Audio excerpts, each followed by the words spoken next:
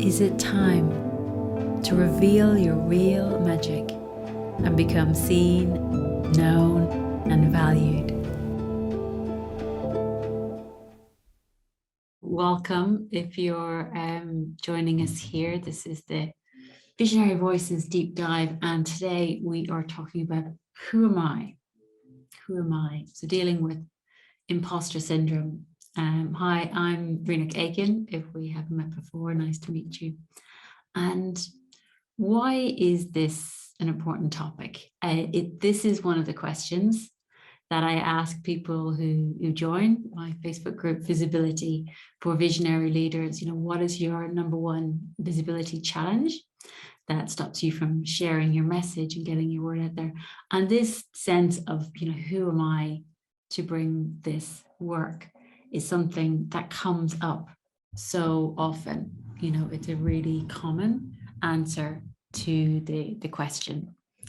So if you have those thoughts, those feelings, so welcome. Just if you're joining us, just type in hello or replay in the comments so I can respond to you.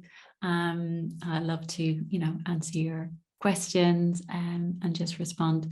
But if you have this voice coming up, who am I to offer this work, to bring these services? Who am I to have this vision? Who am I to talk about this subject? You might notice yourself comparing yourselves to others, or comparing yourself to where you think you should be. Who am I to be visible in this way? Who am I to ask people to listen to me? Who am I to be paid at this level? So what is it that comes up for you with this? Who am I?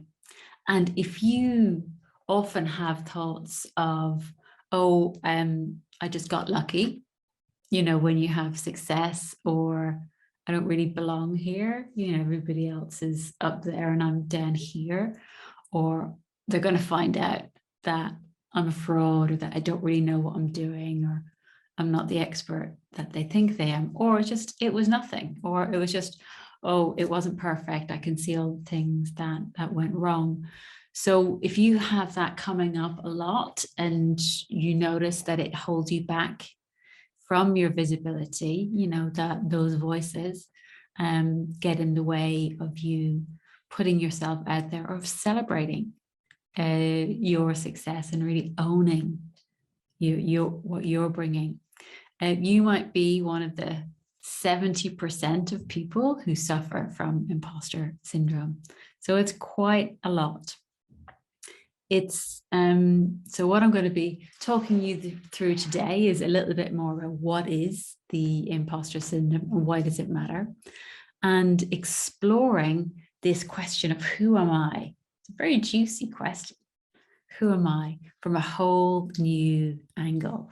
I'll be using a poem to take us deeper, to have an experience of this so you can find your own answers, and what I call activate your visibility superpowers, which is your powerful, loving, magical self, so that you can, step forward with greater confidence in yourself. So, hi, Divya, lovely to see you here. Welcome. Yeah, so we're talking about the imposter syndrome and why does it matter? And one of the things that you might not know about the imposter syndrome, it mostly affects high achieving people, but who find it hard to accept their accomplishments. So people who, I've done all of this, but I haven't yet done this. And it's the experience of doubting your abilities, feeling like a fraud, feeling like you don't belong, that you're inadequate, that you're a failure, and that you're going to be found out. So I'm an imposter here. Somebody's going to find out. I'm going to be sent packing. So, it's like, I just got lucky. That's why I'm here. And you feel, and this is what I experienced, that you're not as competent as others believe you to be. So let me know if you can relate to this, if you're one of the 70% who's like, yep, I can relate to these feelings and these experience. And so the impact that I see is this endlessly stuck in this getting ready to be ready. This things have to be perfect before I put them out there. And that leads to a lot of over planning and over giving and, kind of working more than is needed for the result that you want to create. And you can be also get very stuck, very frozen in that self-doubt, in that perfectionism, in that, oh, I've got to do it all before it's good enough. And it can feel really heavy. It can make your work feel much heavier than it needs to be. So, and this experience of also writing off your successes as, oh, I just got lucky, can really be a very insidious way of actually not recognizing all of your skills and experience that you've actually worked really hard to do it. I think particularly in the transformation industry and communities where we're very focused on growth and we love learning, we can be very good at looking at what we haven't done yet, what we don't know yet, rather than owning what we have. So I want to share a story with you about this, which is, I earlier this year, I wrote a poem called The Frozen One, which I've shared here in other videos about the witch wound and the wounds of being persecuted and feeling frozen, and how that gets handed down and is in our body. And when I shared that poem and invited people into the Heal the Witch Wound workshop I was running, it went viral. That post was shared over 20 times, lots of comments and people really being touched by it. And I got 70 signups for the workshop as a result, which is, way beyond what I expected and what I'd done before. And so and I noticed how it was easy for me to, think, I just got lucky. It went viral. That's great. I don't know if I can do that again. That was on the energy, rather than owning. It's like, okay, I've been crafting my writing skills, in creative writing for 14 years and much longer than that in other areas. I've studied poetry writing. I've done deep transformational poetry work. I've been offering the witch wound clearing work for 3 years, doing it myself for over 20 years. I've worked with many, many clients, on this topic.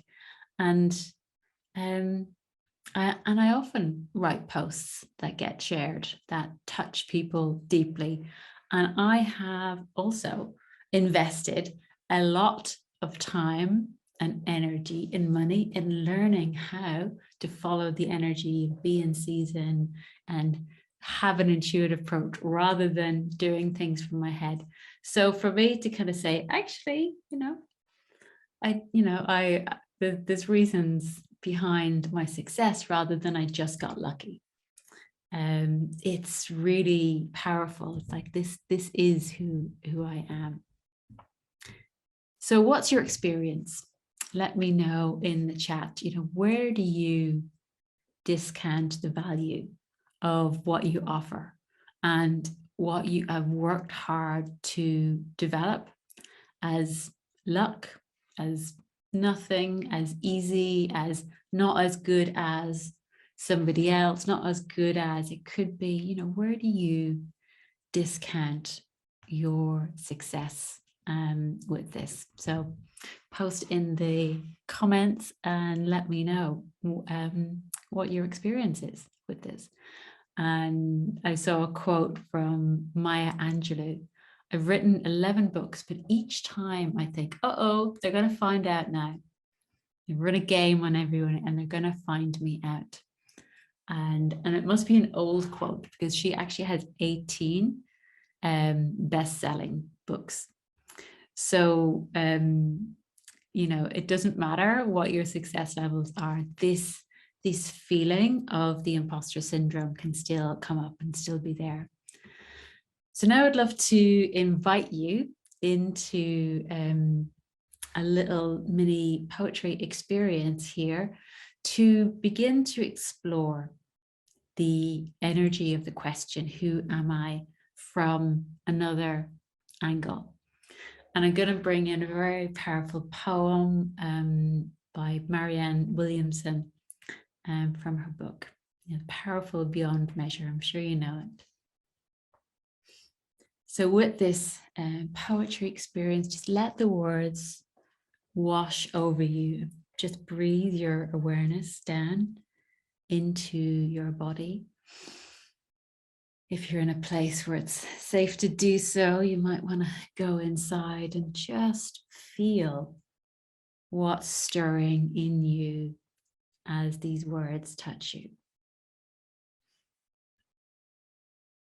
Our deepest fear is not that we are inadequate. Our deepest fear is that we are powerful beyond measure. It is our light, not our darkness, that most frightens us. We ask ourselves, who am I? Who am I to be brilliant, gorgeous, talented, fabulous? Actually, who are you not to be? You are a child of God, and your playing small does not serve the world. There's nothing enlightened about shrinking so that other people won't feel insecure around you. We are all meant to shine as children do. We were born to make manifest the glory of God that is within us. And it's not just in some of us, it's in everyone.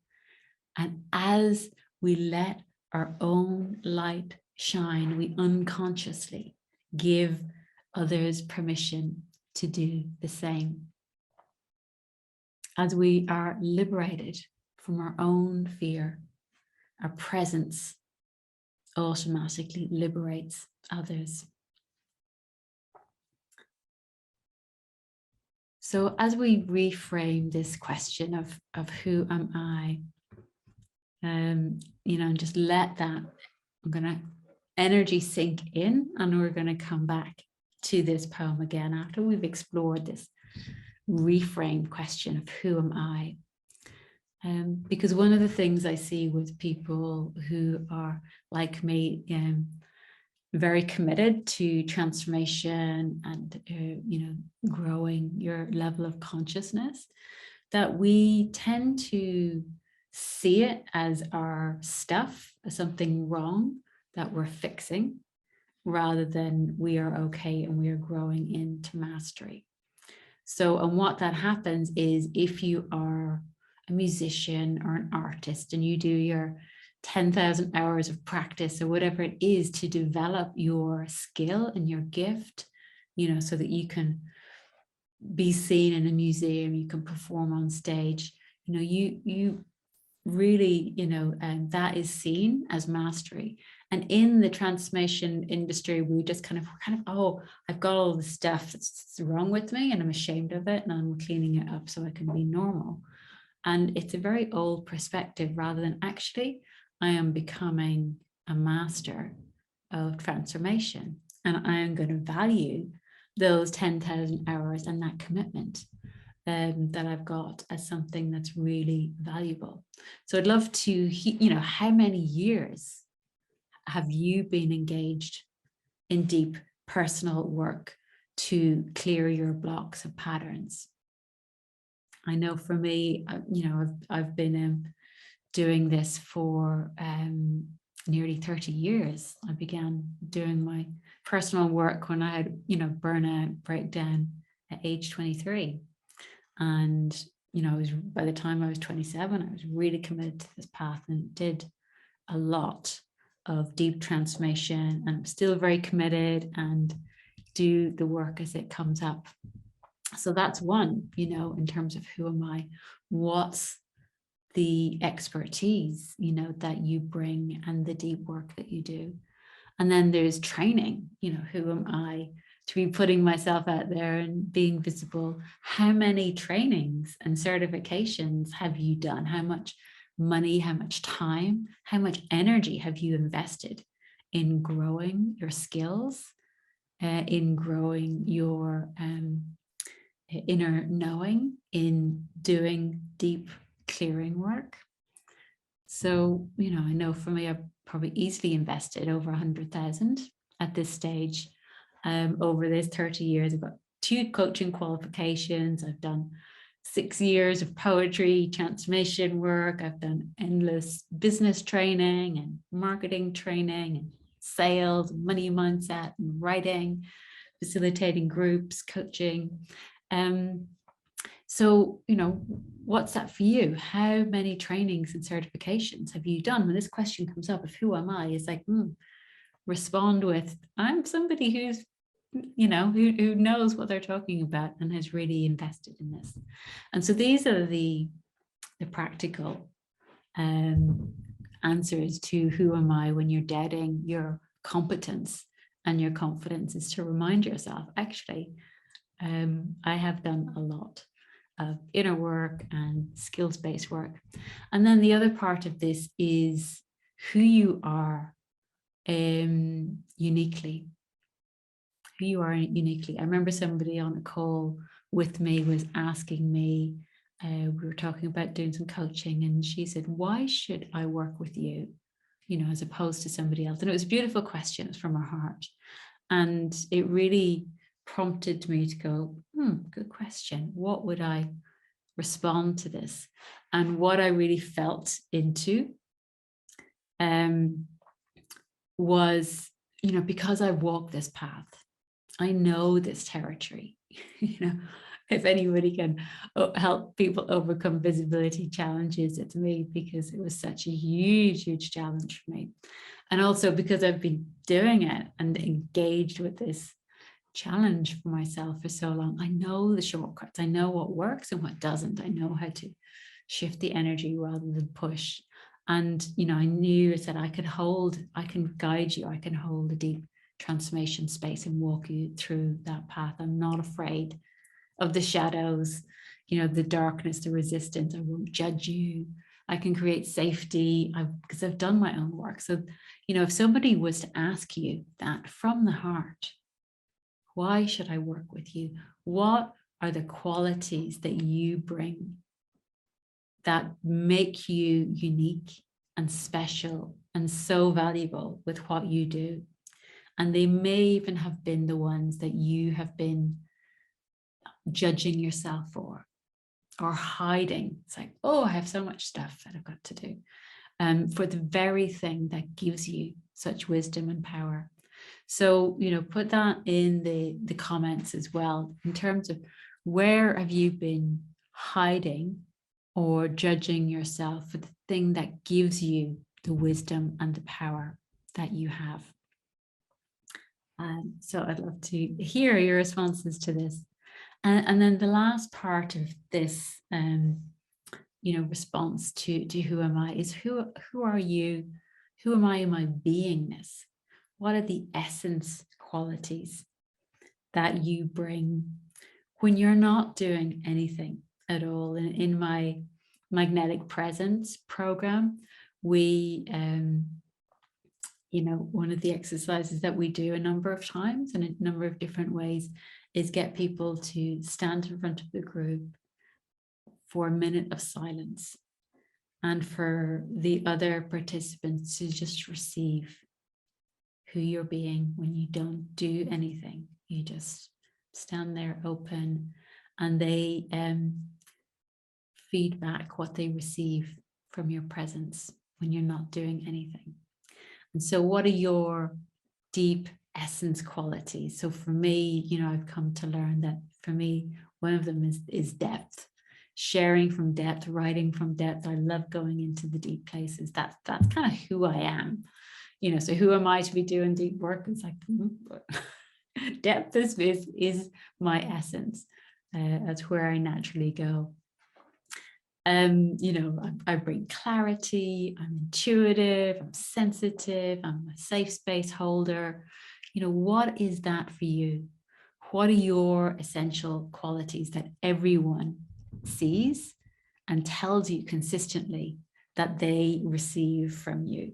The people you trust, the people you feel that really get you. What are your essential qualities?